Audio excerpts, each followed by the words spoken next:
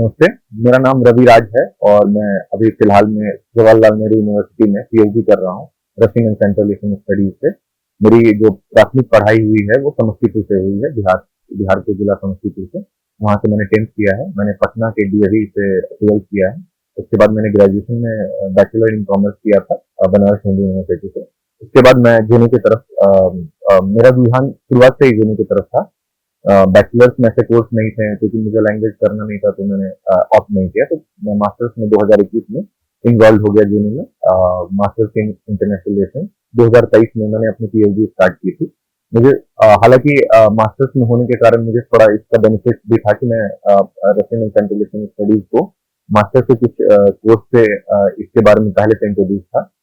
जो जेनू में एसआईएस है, स्कूल ऑफ इंटरनेशनल स्टडीज, मुझे लगता है पूरे इंडिया में एक ही है जिसके पास डाइवर्स हर एक एरिया के स्टडीज है और थीमेटिकल स्टडीज है जो आईआर से रिलेटेड काम करवाती हैं। तो 14 सेंटर्स हैं अराउंड जो एसआईएस में है, और कुछ उसमें एरिया स्पेसिफिक सेंटर है, कुछ थीमेटिकल स्टडीज सेंटर है।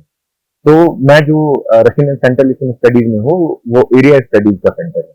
तो जो मेरे टाइम था 2023 तक जेनू ट्रिपल ई एनटीए के द्वारा कंडक्ट करवाए जाते थे, तो उसमें ऑब्जेक्टिव क्वेश्चन आते थे।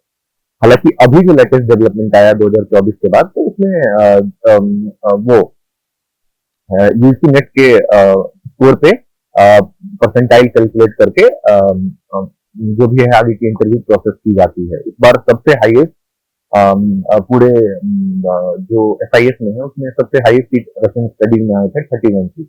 इसमें एक चीज लोगों को ये लगता है कि आप eight the end of movement आके रशियन सेंट्रल एशियन स्टडीज के लिए इंटरव्यू प्रिपेयर करके आपका एडमिशन हो सकता है। ऑफकोर्स इसमें देखिए एक हिट एंड ट्रायल का मोमेंट है, और मे बी इसमें कभी कभी परमुटेशन कॉम्बिनेशन काम कर जाता है। बट मुझे लगता है कि एक लोगों को बेसिक अंडरस्टैंडिंग होनी चाहिए इस सेंटर के लिए अप्लाई करने के लिए। और इस सेंटर का सबसे बड़ा महत्व ये है कि after the Russia Ukraine war ये सेंटर का जो एक डायनेमिक्स है वो चेंज हुआ है।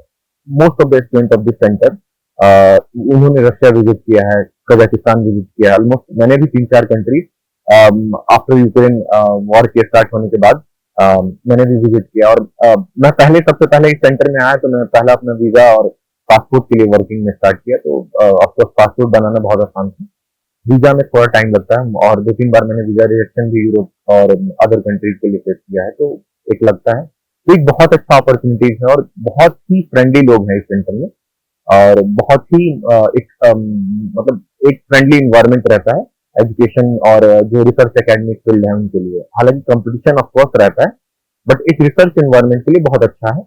और इस सेंटर के लिए सबसे मैं इम्पोर्टेंट ये बताना चाहता हूँ कि अगर आप प्रिपेयर कर रहे हैं, इंटरव्यू देना चाहते हैं इस सेंटर में, मेरे टाइम मैंने 2-3 सेंटर के लिए दिया था, और हालांकि मैंने इंटरव्यू सिर्फ रशियन स्टडीज के लिए ही अपेयर किया था, और मेरे मार्क्स हालांकि यूरोपियन स्टडीज में हाईएस्ट थे उस time. Then one more CPS के लिए, सेंटर फॉर पॉलिटिकल स्टडीज के लिए मैंने फॉर्म फिल किया था। फिर जेआरएफ से 3 सीट आप नेट से फिल कर सकते हैं, अभी का मैं जो बता रहा हूँ, और 3 सीट जेआरएफ से फिल कर सकते हैं। दोनों की फॉर्म अलग अलग आती है। और जेन्यू एप्लीकेशन में बहुत प्रॉब्लम लोग फेस करते हैं क्योंकि समझ नहीं आता कि प्रोसेस क्या है जेआरएफ और नेट वाला। तो आप मुझे कभी भी कांटेक्ट कर सकते हैं, इसमें कोई दिक्कत नहीं है। तो हम लोग यही चाहते हैं कि आप थोड़ा प्रिपेयर होके आइए सेंटर के लिए। इन सेंटर का जो मेन मोटो है, आप इसको एक बार पढ़िए, सीआरपीएस जेन्यू करके आप वेबसाइट है, इसे पढ़िए। इस सेंटर किस किस थीम पे काम करती है। इस सेंटर का एक ब्रॉडर थीम है। पहला तो थीमेटिकल स्टडीज है कि आईआर के theory related post constructivism, post modernism, social constructivism approach, और अप्रोच और थ्योरी दोनों में से जो सुटेबल हो उसको यूज करके। देन इस सेंटर का एक मोटिव है कि जो भी स्टूडेंट आए उनको एक बेसिक अंडरस्टैंडिंग होना चाहिए रशिया और सेंट्रल एशिया के जो ग्लोबल पॉलिटिकल डायनेमिक्स चल रहे हैं, कि ब्रिक्स प्लस का क्या अंडरस्टैंडिंग है, जो पहले का जो शिफ्ट हुआ है, एनडीबी जो फॉर्म हुआ, फिर एशिया इंफ्रास्ट्रक्चर इन्वेस्टमेंट बैंक में भारत, क्योंकि अभी जो आरआईसी का कॉन्सेप्ट है, रशिया इंडिया चाइना का कॉन्सेप्ट, ये इस सेंटर के लिए बहुत इंपॉर्टेंट रोल प्ले करता है। बिकॉज रशिया और इंडिया और चाइना एक स्ट्रेटेजिक पार्टनर है। हालांकि इंडिया और चाइना का एक जो स्ट्रेटेजिक इन्वॉल्वमेंट है वो डिफरेंट है, जो पॉलिटिकल इन्वॉल्वमेंट है वो डिफरेंट है। तो एक तरह से ये ग्लोबल साउथ के लिए और बहुत इंपॉर्टेंट वन ऑफ द क्या कह सकते हैं कि एसआईएस में सबसे बड़ा सेंटर है। 17 प्रोफेसर है इस सेंटर में। तो एक बहुत इंपॉर्टेंट इन्वायरमेंट के साथ, एक बहुत इंपॉर्टेंट ग्लोबल प्लेयर के साथ रशिया का इमर्जिंग और SIS में इस सेंटर का इमर्जिंग मुझे लगता है कि बहुत इंपॉर्टेंट है। आप पहले प्रिपेयर करने से पहले हर हाल में विकिपीडिया यूज करिए या बेसिक। मुझे लगता है कि आप अगर जो ड्यू पॉलिटिकल साइंस से होते हैं, बनारस हिंदू यूनिवर्सिटी से होते हैं, उनके लिए थोड़ा बहुत एक्स्ट्रा हो जाता है। तो मुझे लगता है कि एक बेसिक बुक मैं आपको रिकमेंड करना चाहता हूँ। जो आप अगर इंटरव्यू प्रिपेयर कर रहे हैं इनके लिए, तो 2-3 महीना पहले से इसको हर हाल में एक government and Russian government and politics का बुक है, उसका नाम है रिचार्ड साकवा ऑथर है और बहुत इंपॉर्टेंट राइटर है। ठीक है, तो उनके रिलेटेड आप कर सकते हैं। देन जो एक नॉर्मल लोवे की बुक आती है, नॉर्मन लोवे, तो उनकी बुक आती है एक जो वर्ल्ड हिस्ट्री के बारे में, उनमें आप रशियन हिस्ट्री को पहले पढ़िए। उसमें कुछ यूनिट्स हैं जो रशियन हिस्ट्री पर डिवाइडेड है, सोवियत यूनियन का कॉन्सेप्ट पढ़िए। फिर और भी बुक हैं, जैसे मुझे लगता है कि जो छोटे छोटे ऑथर्स के हैं वो आपको मतलब बहुत जल्दी अंडरस्टैंडिंग के लिए तो आप पढ़िए। फिर फॉरेन पॉलिसी के लिए बुक आती है एंड्रे सिगांतो की, स्पेलिंग में थोड़ा डिफरेंस है।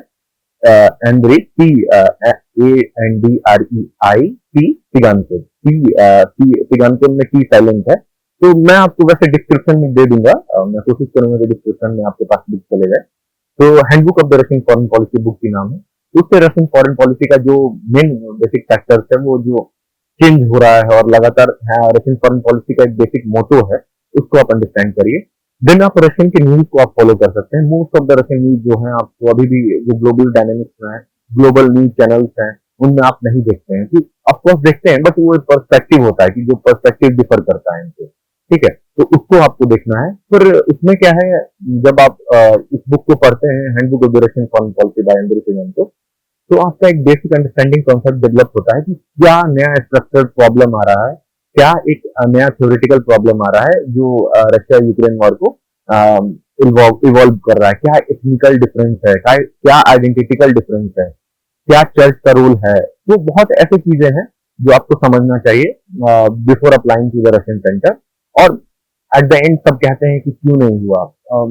ऑफकोर्स एक जो कहते हैं कि ये सेंटर वेट कर रहा है या ऐसा कर रहा है, तो ऐसा कुछ भी नहीं है, क्योंकि इसमें आपको जो बेसिक थ्योरी है आपके IR थ्योरी, इसका कॉन्सेप्ट बिल्कुल क्लियर होना चाहिए। उससे आपको जज किया जाएगा। IR के आपको 10 जो मेन थ्योरी है, मेन स्ट्रीम थ्योरी है, उसको देखना है। फिर नॉन मेन स्ट्रीम थ्योरी जो होते हैं, जिसको आप क्रिटिकल थ्योरी कह सकते हैं, उनको जानना है। फिर उसके बाद आपको पॉलिटिकल साइंस अगर आपने बैचलर्स में किया है, तो उनकी बेसिक अंडरस्टैंडिंग होनी चाहिए। मैंने हालांकि बैचलर इन कॉमर्स किया था, तो मुझसे पहला क्वेश्चन यही पूछा गया था कि what do you mean by deglobalization. तो फर्स्ट टाइम मैंने ये सोचा भी नहीं था कि उनसे ये पूछा जाएगा, क्योंकि मैं मेंटली प्रिपेयर नहीं था उस चीज के लिए। मैंने मॉक टेस्ट में जो भी रिवाइज किए थे वो रशियन रिलेटेड किए थे और IR रिलेटेड किए थे। तो हालांकि मैंने जवाब बहुत अच्छे से दिया उस टाइम। और एक चीज और है, इस सेंटर का एक बेनिफिट ये है, ये सेंटर हिंदी में आपको बाइलिंगुअल अलाउ करती है इंटरव्यू देने के लिए। तो अभी भी जो निम्न तबके से लोग आते हैं, जो डिफरेंट बैकग्राउंड से लोग आते हैं, जो इंग्लिश बोलने में अभी भी जो प्रॉब्लम फेस करते हैं, तो उनके लिए सेंटर कभी कभी लगता है मुझे बहुत फेवरेबल। हम भी after all getting admission in this centre, हमने भी फिर अपने इंग्लिश को इम्प्रूवमेंट के लिए बहुत कुछ मतलब प्रयास किया।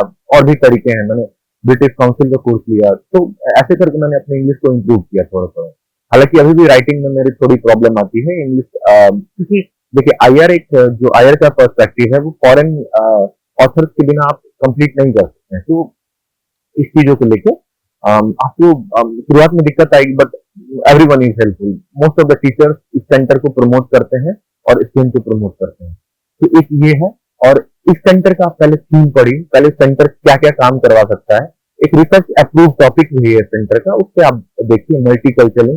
पहले रशिया के बारे में विकिपीडिया से पढ़िए, सोवियत यूनियन के बारे में पढ़िए, सोवियत यूनियन का बेसिक अंडरस्टैंडिंग क्लियर करिए। बुक्स में बहुत है, बट उसमें ये है कि आपको एक फिक्स सिलेबस के साथ जाना है कि आप क्या प्रिपेयर करना चाह रहे हैं। टॉपिक कुछ भी नहीं हो सकता है, क्योंकि आप थीमेटिकल टॉपिक से मतलब इस सेंटर के एरिया स्टडीज को डाइवर्स नहीं कर सकते। तो आपको थीमेटिकल स्टडीज अगर आप जा रहे हैं तो इस एरिया के थीम से मैच करना चाहिए। जैसे जियो पॉलिटिक्स आप लेके जा रहे हैं, geopolitics of the Caspian Sea. मेरा जो टॉपिक था उस टाइम, मैंने 2-3 टॉपिक को रिसर्च मटेरियल बनाया था, analysing the role of Russia policy toward Armenia Azerbaijan conflict. तो आर्मेनिया अजरबैजान कंफ्लिक्ट भी इसी का पार्ट है कि because of 15 countries of the Soviet Union वो कंसिडर करते हैं सेंटर को। फिर सेंट्रल एशिया में जो 5 कंट्रीज हैं उसको हम ये सेंटर कंसिडर करती है। रशिया के जितने भी फेडरल स्ट्रक्चर है, रशिया में ऑलमोस्ट मुझे लगता है 89 फेडरल स्ट्रक्चर है, इसमें जो है जो डिस्प्यूटेड रीजन है उसको भी इंक्लूड करने के बाद, और 3 फेडरल डिस्ट्रिक्ट है जो मेजर इंपॉर्टेंट रोल प्ले करते हैं, और 3 सिटीज भी हैं जो बहुत इंपॉर्टेंट प्लेस है रशिया में, सेंट पीटर्सबर्ग और I think Saint Petersburg, Moscow and maybe Kazan. तो और भी है, जैसे मुस्लिम जो कम्युनिटी रहती है रशिया में उसमें भी मेजोरिटी है, जो तातरिस्तान रीजन है, जो कलमिकी सॉरी चुचन्या रीजन है, जो दागिस्तान है। तो हर एथनिसिटी का वहाँ है, मोर देन 191 एथनिसिटी जो है वो रशिया में रहती है। तो कुछ ऐसी ऐसी चीजें हैं जो आपको इस सेंटर की तरफ आकर्षित करेगी कि इसको जानने के लिए आपको इस सेंटर के लिए अप्लाई करना पड़ेगा। ऑलमोस्ट आप अप्लाई करिए, इस सेंटर को समझिए पहले, और रशिया और जो भी इस सेंटर को लगता है, और एक बेसिक रिसर्च प्रपोजल तैयार करिए। रिसर्च प्रपोजल जो एसआईएस में फॉलो होता है उसमें एक बहुत इंपॉर्टेंट है कि एसआईएस का एक रिसर्च मैनुअल बना हुआ है। उसमें हालांकि सिनॉप्सिस की बात की गई, रिसर्च प्रपोजल की नहीं, बट जो सिनॉप्सिस हम लोग बनाते हैं वो रिसर्च प्रपोजल का मतलब आप समझिए कि रिसर्च प्रपोजल के बेसिस पे ही सिनॉप्सिस के डिजाइन किया जाता है। तो उस सिनॉप्सिस के पैटर्न को फॉलो करिए। रिसर्च प्रपोजल में एपीए स्टाइल फॉलो किया जाता है, अमेरिकन साइकोलॉजिकल एसोसिएशन, पहले शिकागो मैनुअल फॉलो होता था। तो बहुत ऐसे चीजें हैं जो आपको अभी जानना पड़ेगा इस सेंटर को प्रिपेयर करने के लिए। और रिसर्च प्रपोजल में जो आपने टाइटल यूज करते हैं वो टाइटल बहुत ही सिंपल और एक मीनिंगफुल होना चाहिए, कि डाइवर्स ना हो, ऐसा ना लगे कि आपको खुद लग रहा है कि वेग है थोड़ा सा। ठीक है, तो बहुत सिंपल रखिए, इसमें टाइम मेंशन करिए कि कितना से कितना टाइम पीरियड में ये रिसर्च हो सकता है, मतलब कितना से कितना टाइम पीरियड का आप डाटा ले रहे हैं। एक फिर सैंपल होता है उसमें, फिर उसमें हाइपोथेसिस आप डिजाइन करिए। हाइपोथेसिस जो होता है वो एक tentative answer to the research question होता है कि ये आंसर होने वाला। हालांकि हाइपोथेसिस में जब आप रिसर्च मेथोलॉजी पढ़ेंगे तो इसमें आपको पता चलेगा, मास्टर्स के ड्यूरिंग कोर्स में पढ़ाया जाता है कि नल हाइपोथेसिस एक होता है। जो नल हाइपोथेसिस का काम ही है कि अगर हाइपोथेसिस नल नहीं होगा तो हाइपोथेसिस करेक्ट सिचुएशन में नहीं है। तो हाइपोथेसिस को हमेशा कोशिश किया जाता है कि हाइपोथेसिस नल हो जाए। ठीक है, तो और भी चीजें हैं, जब आप रिसर्च मेथोलॉजी का कोर्स करेंगे तो इसको अंडरस्टैंड करेंगे। उसके बाद क्या है कि सेंटर के जब आप रिसर्च मेथोलॉजी बना रहे हैं तो उसमें अपने रेफरेंसेस पे ध्यान दीजिए कि आप प्रॉपर रेफरेंसिंग दे रहे हैं। फिर कुछ ऐसा वर्ड ना यूज करें जो एक डिस्प्यूटेड है, क्योंकि इस सेंटर जो रशियन पर्सपेक्टिव है और जो साउथ का पर्सपेक्टिव है वो स्पेशल मिलिट्री ऑपरेशन कहता है यूक्रेनियन वॉर की। तो इस सब वर्ड पे आप ध्यान दें। कुछ ऐसा ना बोल दें कि जो ट्रिगर पॉइंट हो, जो आपके लिए फिर से क्वेश्चन लगातार आने लगे कि नहीं ये क्वेश्चन आ रहे हैं लगातार में, तो मैं इसी पे प्रिपेयर करके चल जाता हूँ। तो ऐसा कुछ नहीं है। तो बहुत ही कंफर्टेबली आपका इंटरव्यू लिया जाएगा। बहुत मैंने हायर थ्योरी तो पूछा जाएगा कि समटाइम्स ऐसा पूछा जाता है, हालांकि 50-50 चांसेस है कि पूछा भी जाएगा, नहीं पूछा जाएगा। पूछा जाएगा कौन सा थ्योरी से अप्लाई हो रहा है, कौन सा थ्योरी से आप बहुत अच्छा अंडरस्टैंड करते हैं, किस थ्योरी से। तो उसके लिए आप क्रिटिकल स्कॉलरली वे में बोलिए। मुझसे एक थोड़ी सी प्रॉब्लम ये आई थी कि कुछ चीजों का मैंने क्रिटिक जो किया था, थोड़े से स्कॉलर को कोट करना मैं भूल गया था। तो एक चीजों में आप थोड़ा सा इसमें इम्प्रूवमेंट रखिए, और जो प्रोफेसर यहाँ के बुक लिखते हैं उनके आर्टिकल को पढ़िए। अगर विद इन आप 1 ईयर आपके पास टाइम है तो आप उससे पढ़िए। इस सेंटर के बारे में थोड़ा सा आप डेवलप करिए अपने आप को आइडियाज। और ये सेंटर सबसे, मुझे लगता है कि सबसे डाइवर्स सेंटर है एसआईएस का। और 2000 मुझे लगता है 11-12 तक, मतलब अब तो क्या हुआ कि कोविड के बाद बहुत चीजें हट गई। यहाँ डॉक्यूमेंटेशन ऑफिसर थे, बहुत कुछ था। पहले सेंटर में सेंट्रल एशियन लोग आते थे, अभी भी हालांकि बहुत ऐसे प्रोग्राम हुए हैं। हम लोग नॉर्दर्न फोरम अटेंड किए, रशिया में बहुत conference, world youth festival attend किए। तो ऐसे चीजें इस सेंटर के लिए बहुत ये है। और रिसर्च प्रोसेस रिलेटेड अगर आपको कोई भी प्रॉब्लम है तो हमसे कनेक्ट कर सकते हैं। दिल्ली नॉलेज ट्रैक में बहुत अच्छा ऑप्शन दिया है मुझे, और अपने जो नए स्ट्रेटजी को है उसको बताने के लिए मैं दिल्ली नॉलेज ट्रैक को बहुत धन्यवाद कहता हूँ। और मैं अपना डिस्क्रिप्शन जो ईमेल आईडी का है मैं उस पे डाल दूंगा, आप हमसे कनेक्ट कर सकते हैं। और मेरा ईमेल आईडी अभी फिलहाल मैं बता दे रहा हूँ, rraj51567@gmail.com। और वो लिंक मैं जो ईमेल आईडी का है वो डिस्क्रिप्शन में भी दे दूंगा, दिल्ली नॉलेज ट्रैक को।